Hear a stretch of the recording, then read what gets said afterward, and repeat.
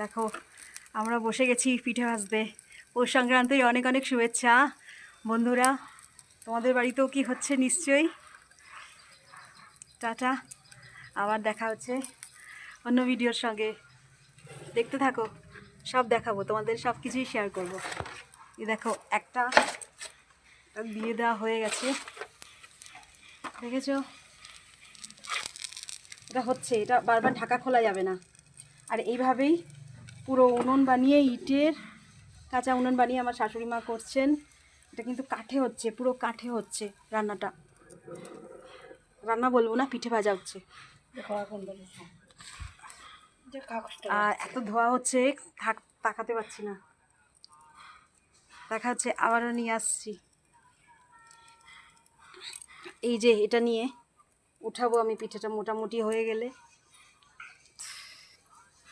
By.